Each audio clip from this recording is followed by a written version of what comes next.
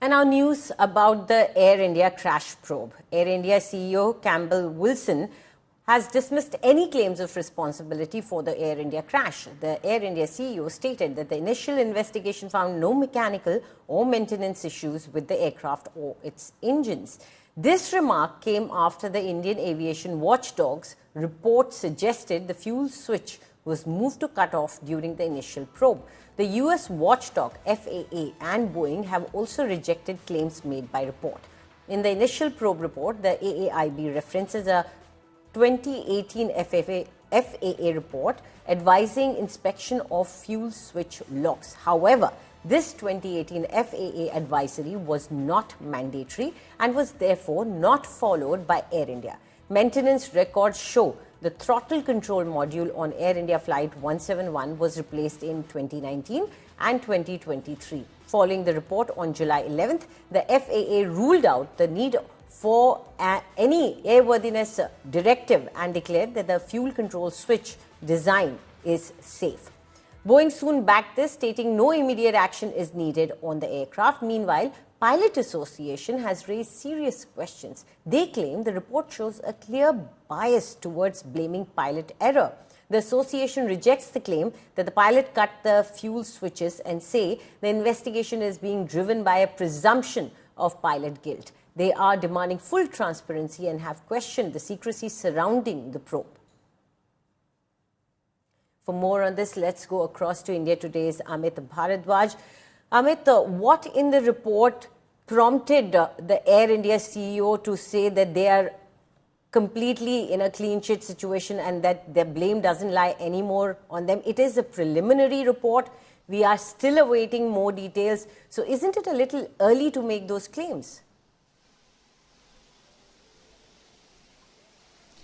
Well, Anjali, the mail or the statement that we are talking about of Campbell Wilson, this is actually part of the internal communication within Air India, and Campbell Wilson had sent this particular email to his select employees. Three things that needs to be noted out here, that he's saying that the AAIB report has clearly indicated that there was no mechanical problem with the flight, as well as all the checks were already done. Number two, about fuel, he's claiming that there's no problem with the fuel. That has been also established in the AAIB report. Number three, in regards to the pilot, Campbell Wilson saying that both the pilots had already gone through the necessary checks in order to fly that craft. Along with that, their medical tests were already done. So they were good to fly that day on June 12th when that crash happened. So three very important technical aspects. Campbell Wilson endorsing his own version in front of his own employees in this internal communication. No mechanical failure in the craft found out in the AAIB primary report. Nothing to do with the fuel.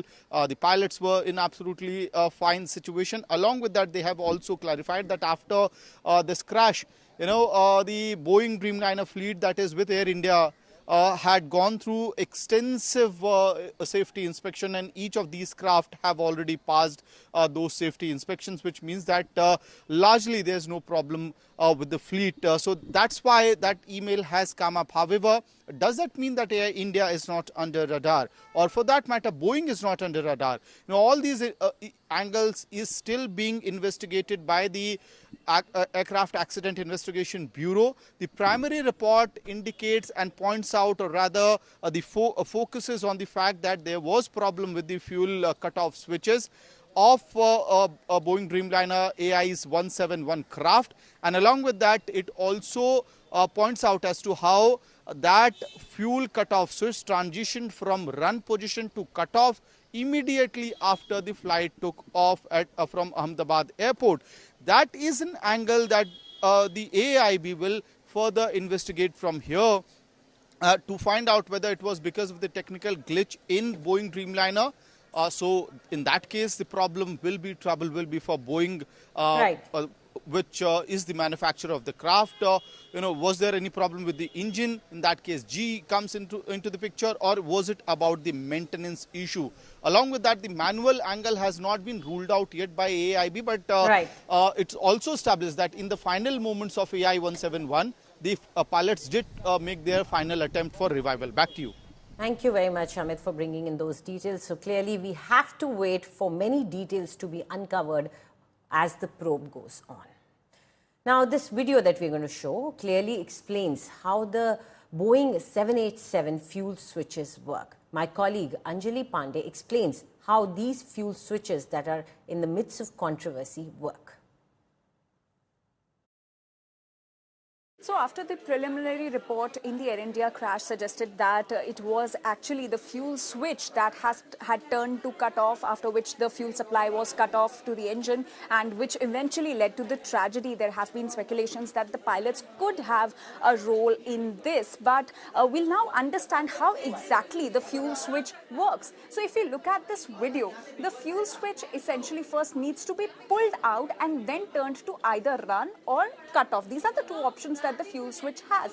So first the pilot needs to pull the switch, and then it needs to be moved to either cut off or run. So it's a fail-safe technology that minimizes the pilot error. In fact, pilot error is nearly impossible as far as this technology and this kind of fuel switch is concerned. So this video essentially establishes how the role of the pilot is nearly impossible and is nearly minimized as far as turning off the fuel switch to cut off is concerned. It remains to be seen what unfolds in the further probe, what comes out in the next report, as this is just the preliminary report that is out right now, which states that it was the fuel switch that had turned to cut off and which eventually led to the tragedy. And it also mentions the conversation that the two pilots had, in which one pilot asked the other if he had switched off the fuel switch, to which he replied that he didn't.